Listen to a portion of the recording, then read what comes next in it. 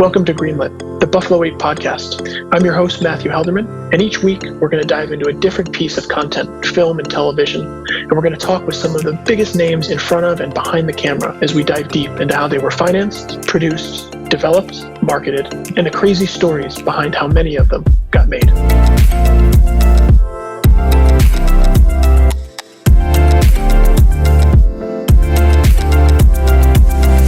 Welcome back to Greenlit. On today's episode, I'm chatting with Creed Bratton.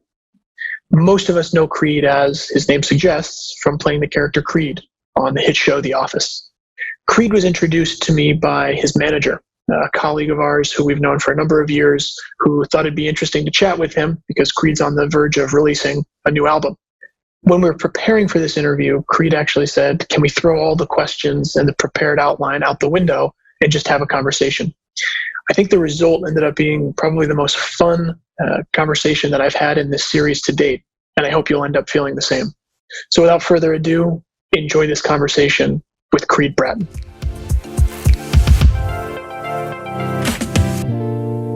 Welcome back to another episode of Greenlit. On today's very fun, very special episode, I'm chatting with Creed Bratton. So Creed, first off, thanks for joining us, man. My pleasure, Matthew. Thank you, man. Yeah, it's awesome to have you, and would love, again, I know we'll get into The Office and we'll dig into that, but obviously I see the guitar right there behind you in the office space you're in, which I love, and your background in music was one of the most enjoyable parts of prepping for this conversation, and honestly listening to the Grassroots and realizing how many of those songs are so unbelievably iconic, and you hear them constantly, and they're amazing. And I would love to just hear a little bit about how that band came together. As I said to you, I had done some research about you and how you obviously have a musical background, but would love to just hear how that band came about, Creed. My understanding is you played guitar on 4 albums starting in the 1960s, were a big contributing member to that band and many of those songs that people recognize. But let's start there before we even go into the office of it all. Those albums, that era, and how exciting that era is for music and how amazing it must have been. It was the best of times and not really the worst of times because it was the summer of love. It was 1967, 68, 69, early 70. And I had been back from Europe. I had traveled out of college, left college of the music, played music to get through college. Was a drama major, and I went to Europe and met these 2 guys in Munich, and we started a group called the Young Californians, and we ended up going all the way down to North Africa, crossed North Africa, ended up in Israel. I went through the Red Curtain countries, Scandinavia, ended up living in England, starving. Finally met this guy in L.A. that I had met in Israel. We were working on a kibbutz. I ended up working on a film. Frank Sinatra, John Wayne, Senta Berger, Yul Brynner, went on and on. And we parted ways in London. I ended up weighing about 145 pounds. I'm 185 now. So you can see. You slimmed out. I slimmed out quite a bit. But I called this girl that I'd met in London. She was living there. And I got connected with this guy. We started a band called the 13th Floor. We ended up about a year later playing at the London Fog on Sunset. And Daniel Records heard about us and brought us in, and we demoed a song that Warren and I had written called Beating Around the Bush. And then we tried Live for the Day. And Warren and I played guitars. Larry Nectar was there, I remember, Hal Blaine, and Joe Osborne wasn't because my friend Bobby Ray played bass on Live for the Day. And all of a sudden this song just goes crazy. We were off. So we just traveled around, started out in the back of a van, then ended up on a tour bus, then we were flying. At the end of the tours, we were flying around. I love it, man. But I got frustrated because I could play, and I'd come back from tours, and the tracks were cut by the Wrecking Crew. They're great players. I love them to death. But it was frustrating for me, and I complained and wanted to contribute more. I'm an artist. I want to contribute more. Yep. So we finally decided, well, if you're not happy, take a settlement and you can leave. And that was it. I didn't fight it. I didn't argue with it. I said, okay, just did. And went off to Europe again for about another year and a half. Was married then with my little daughter. Saw some friends, tried to get a deal again. Nope, nothing going on. Went back and studied acting, the Meisner method.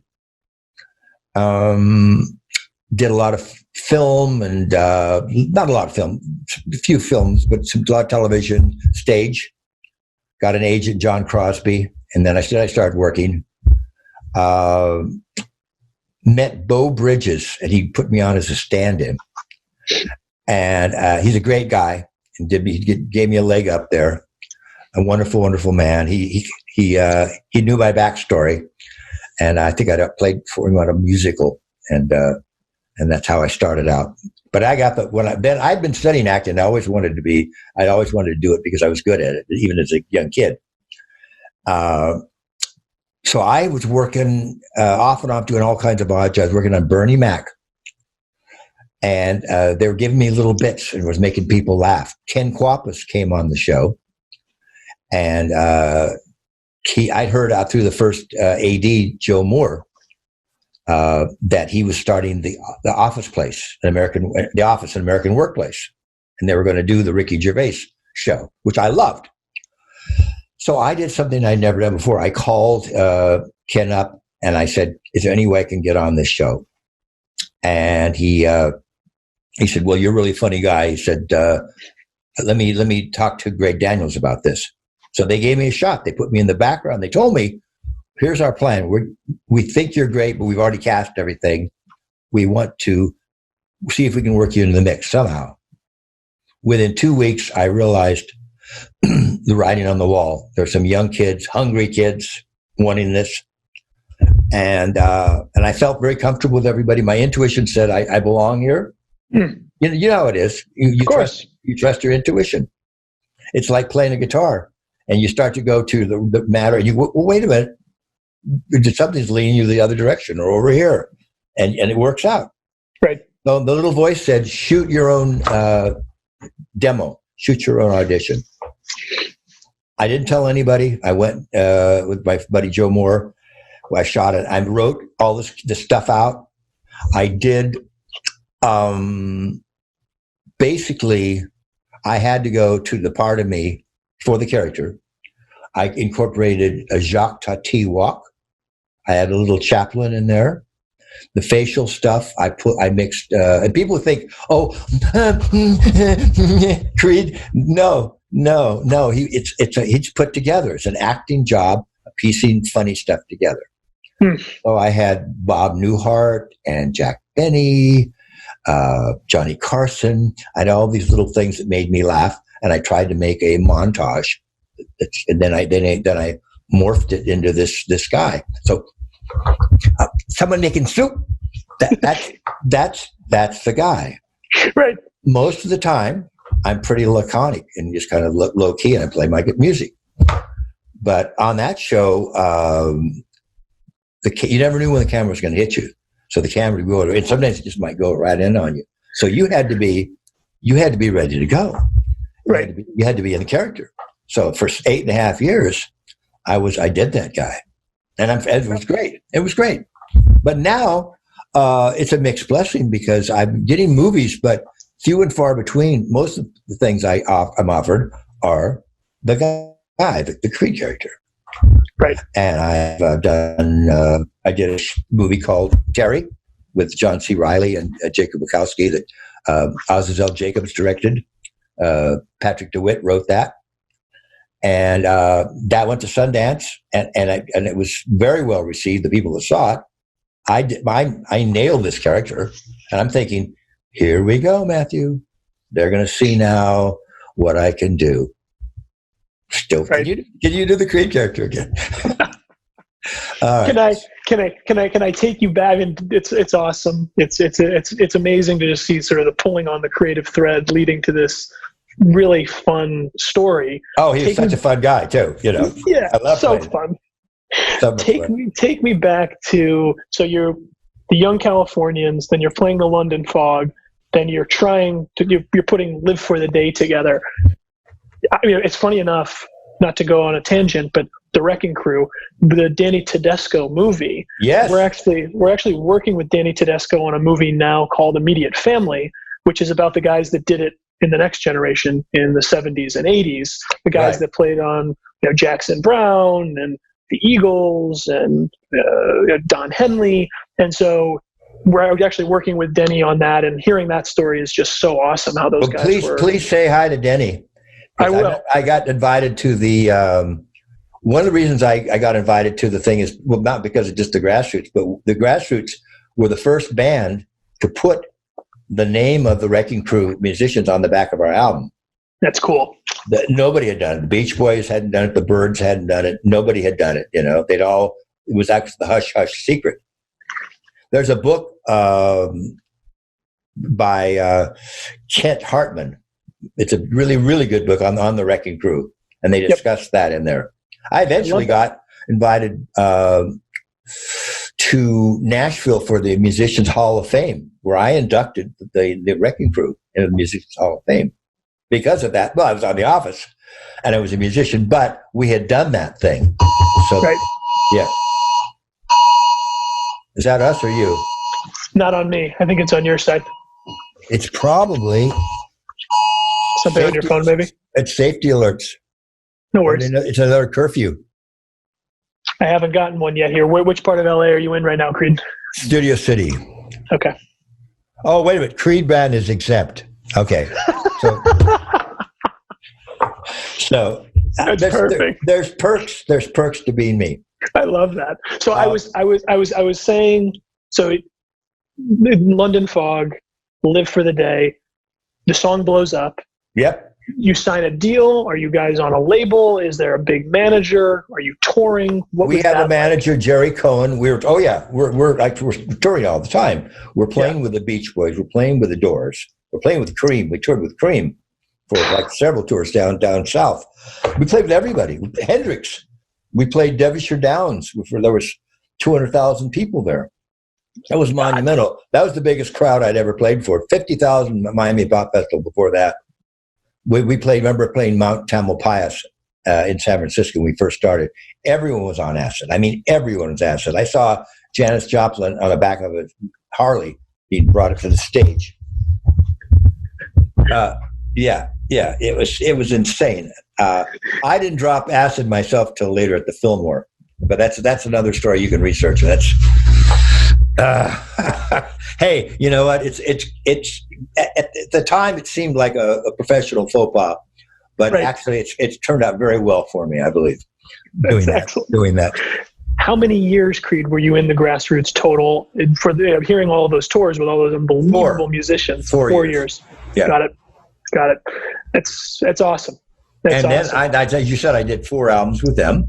Yep. And now I'm releasing my ninth studio album called Slightly Altered, and that comes out on July 17th. The single Chan Chu Toad comes out on the 12th of this month. Great. So we're going to be sending out downloads. I'm waiting for the vinyls to come because it's such a cool record, and it's got such really interesting artwork. I don't know if I've got any artwork in here. Nope, nothing here to show you. But I could show you. Hang on a second, I will show you. Want to see it? Yeah, please. Hang on a second, I'll show it to you. Hang on, this is good. Well worth it. This is a 57 country and western. 1957 country and western. I got from Dan Schwartz. We worked on the Bounce Back album together. I can't bring my thing around to show you. I'm in my office now, but I just bought this Varsity from Magnatone, and they make some great amps. Yeah. This is a great amp. I've been playing my Strat and my 69 Bluesbird through. And great. It's just a one. And I tell you, I'm 77 now, but when I plug into a guitar into a great sounding amp and there's that sweet spot, it's on the tone, I'm a kid again. You sound like you're selling me an amp, man. And now, Matthew, here it is. Without any further ado, Chan Chu. I love it. slightly altered. You can see that I'm holding my eyes out in front of me. My eyes have disappeared off my body. And on the back is the famous Chan Chu toad, which is the single. Now, Chan Chu toad, as most people know, is the famous mythological three-legged toad, which brings good luck to Chinese homes. Very feng shui. You put it around your house facing the door. It brings money into your home, keeps money out. In my Chan Chu toad, she's an Oriental girlfriend. So it's kind of because I like Orientals, so that's good. You know? I love it, Creed. Little Creed idiosyncrasy. Yes, that's right. You touched on something that I was going to ask, which is that character of Creed is so specific, and I was curious in that demo that you did, the self demo, mm-hmm. how much of that ended up being the character versus how much of it came from the writing room and from direction, or how much of it was already fully formed by the time you had already sent in that self demo that you guys prepared. I sang a song in there. I had the character on a drug overdose pass out in the back of a Greyhound bus, end up in a dumpster in Scranton. And Ed Truck found me. This is the bit. Ed Truck finds me, brings me in, and makes me a salesman, which I'm fucking hopeless at. So they go, okay. And then all of a sudden they find that I'm psychic. This is the character. And he starts, then at that time, I added the facial tick because Creed's got a little bit of a quiver. It's a celebrating thing, which I think is very funny. It's hysterical. Drove my ex-wives nuts when I would practice on them, but that's their problem. So it started out, but he didn't kill anybody. All that stuff they added later, you know. He got very dark. He was funny in mine, but he wasn't as dark as it went later. And I went with every single thing they offered, except they were leaning toward a pedophile thing once, you know. Yeah.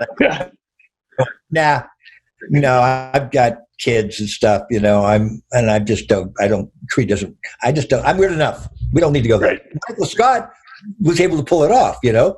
Says, right. I love little kids. It's harmless. It's cute when he does it. If the Creed character does it, no, it's going to color it the wrong way for sure. I had read that in 2005, you were almost written off the show in that famous episode where Michael has to fire someone. Curious if that's true. Curious if it's not true. Yes. Well, at the time they weren't sure. It wasn't they were going to write me off. At the time they were just what was I going to make it on? Right. That was the Rubicon, Matthew, that I had to cross at that time. That was a 6.5-page scene with Steve Carell. That took half a day. We were in there all day long shooting this thing, basically. And I was ready, but I was ready for it. I'd studied acting all my life. I'd stayed in class. I tell actors all the time, right up to I wasn't high. I wasn't ad-libbing. I was in class every week I was putting up a scene. So it wasn't like I just blah, blah, blah. No, I was working, memorizing, doing my work. It's all about the work, all about the work. It's very important to tell kids this so they don't think it's a fly-by-night thing, you know? You feel the same way about your music? Absolutely. Absolutely. Yeah. I haven't stopped playing guitar since I was 13 years old. I started working professionally at 17 with these guys in their 20s. Yep. And played guitar all the way through college. And even when I was after the grassroots, I went around and did a solo act all through Northern California, the Central California, everywhere. I could play a job at little bars, at little restaurants, whatever. I was playing and writing songs constantly, always working at it. I was raised that way, the old-fashioned way. I'm old school, Matthew. Well, I'm old, so that's part of it. Yeah, I always love the quote. You got to do the work.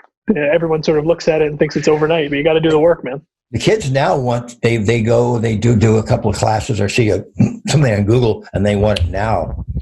And you're right. You've got to do the work. You have to. This is kind of a cliche question. I know before we hit record, you said, let's throw the script out the window and just fucking ad lib, which I love. And it's been a great conversation because of it.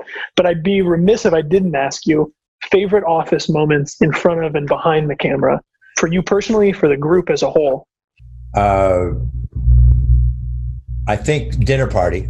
I wasn't in it, but I laughed. I think it was one of the funnier moments I've ever on television. Amazing episode. The Survivor Man episode.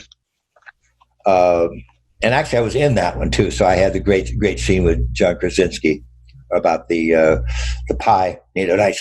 Nice cobbler, And John, showing his director chops at a young age, took me aside and he said, Creed, the way we're doing this, I think it should be more like a David Mamet. I said, I like that.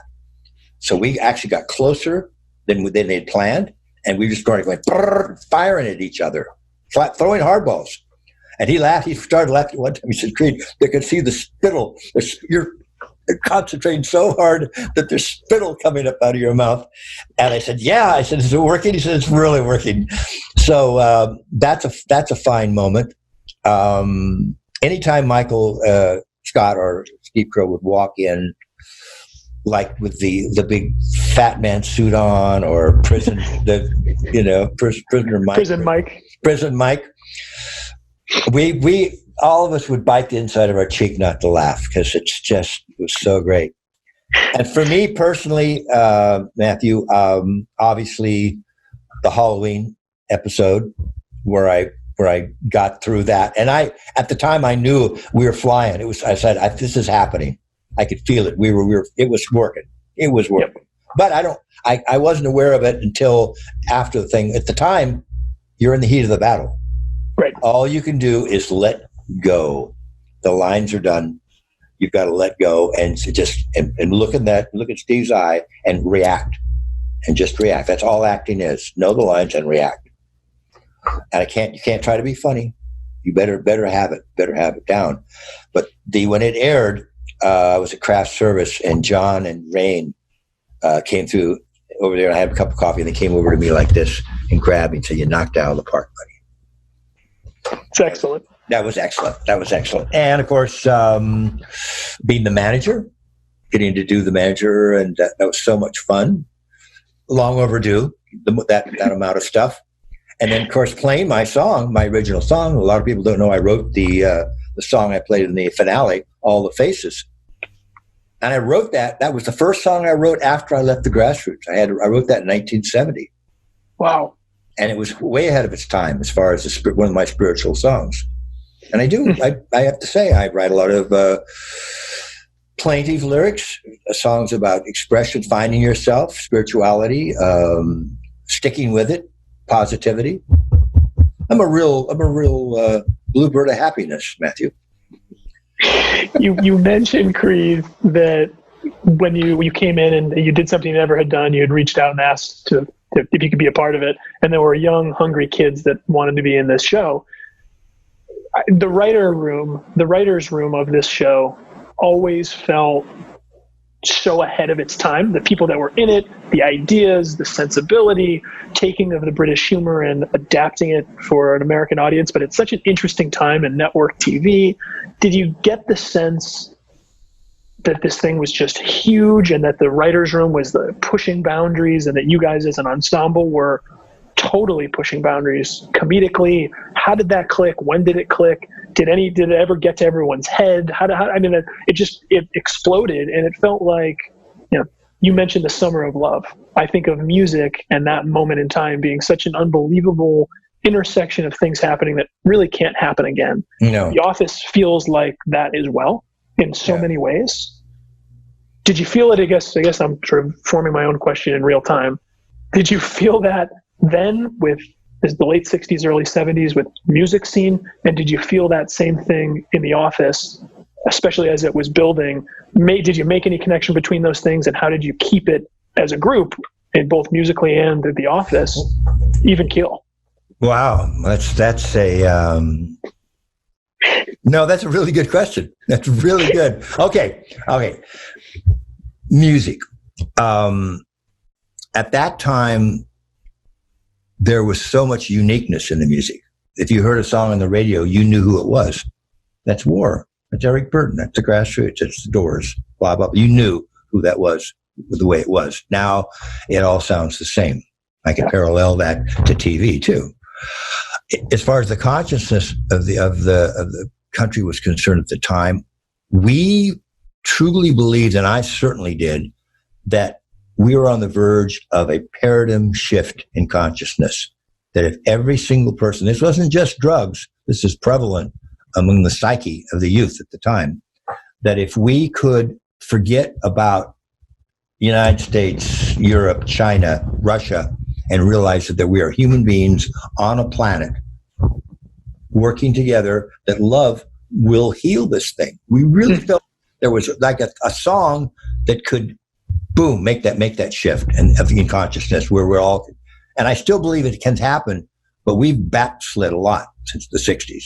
And I think when you see these riots, it's harbingers of this stuff occurring again.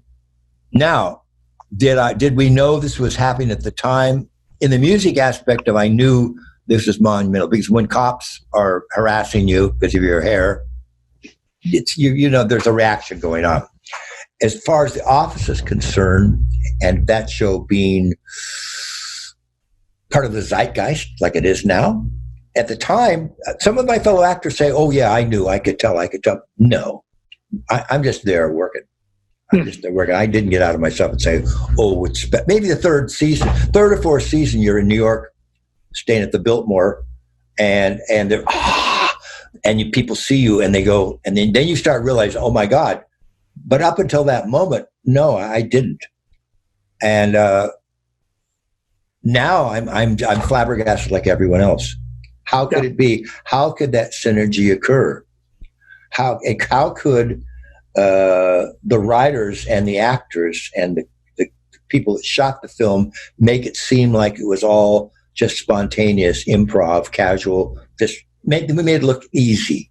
When it's not. It's like a good song. It's like a good song, good writing of a song. It's got to come off effortless. You got to go, oh, it's nice. But anytime you see a little chink in it, it all falls apart. It's a house of cards. And that's why so many shows today, you start watching them, you go, no heart. I think one of the reasons that our show did better, and I don't know if it's did better or not, but I think stayed on so long, and I really feel strongly about this, is that Michael Scott's character in the beginning was more loving. He was funny and clueless and kind of nasty sometimes, but there was a little more love there. There was more heart. I think that what there was. I hope that answers your question there. It does. It's excellent. I know we're coming up on time here. I think you've answered almost everything I really wanted to talk about. Good. I think what's been exciting about The Office is watching it find a second life in sort of the streamer world of Netflix and the streaming platforms. And like you've said, it's just an incredible thing to see it live on. Do you still have super young people, teenagers, constantly berating you and wanting that character? I hope it never stops. I know actors get upset by people coming up to them and stuff. Oh, not me. It just fills my heart with love and joy that this occurred. How lucky! Right. How lucky! And by the way, I never wake up or go anywhere in this world and realize and never forget how lucky I am to have that occur to me, because I never take it for granted either. So if they stop doing that, it means something's wrong. I'm not doing something right. So I have to, now that the legacy is put out there, I have to keep going and keep the bar high. Well, the bar high for a high jumper, but a bar low for a limbo walker. Whatever. If your limbo would be low, high jumper would be high. You get the idea. Yeah, but keeping the bar low or high, depending on what you're doing. Yes, but I have to do that. Yeah, I love it. That feels like the clip that we'll play as a teaser for this episode. It's I think that's it too. Yeah, great. That's good. See, we have to wing it, buddy.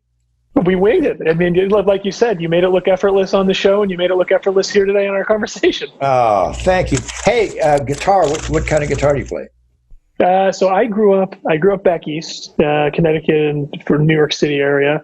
And I grew up at a time where I was obsessed with classic rock, like really obsessed. Neil Young, really into Neil Young, deeply. But also, I loved Cream, loved the Beach Boys, loved the Stones, loved Dylan. Oh. Bruce Springsteen Yep. is like my life, very much so. Even to this day, I think of any musician, and now being in the entertainment business deeply, thinking about what Bruce did and how, again, that lightning in a bottle type moment where it's right person, right time, right voice, but genuine, like actually stood behind the message of the music and the ability to craft his band with the E Street Band the way he did. I was in music before I got into film and television. I formed a band that was more, you're gonna laugh, but it's emo, so it's like Dashboard Confessional type band. I'm out of here. Go ahead. And so we did some touring, but it was all in like the New England area. I was in early high school, and then did a couple small little solo records as well that you can probably find places like, crazy enough, things like iTunes. What was the name of the band? The band was called Time Saves 9, was the name of the band. I like it. And then I was Matthew Helderman in the A-List band, trying to be like Bruce Springsteen in the E Street Band, clearly. But so you had records out and stuff too? We did, yeah. But again, it was a different time, right? I mean, it was early 2000s, so the digital sort of disintermediation of music on the internet was this thing that I grew up with. And so you could self-release a record, and we had friends that could help promote them, and MySpace and MP3.com were these new things where you could promote music. And iTunes was brand new and was really fresh of an idea, so you could reach an audience. But I was not a musician like you were a musician, my friend. I will leave it at that. Why is it? I mentioned earlier when we heard music in the '60s and early '70s that you could hear the different bands, and now it's this cookie cutter formula, this template.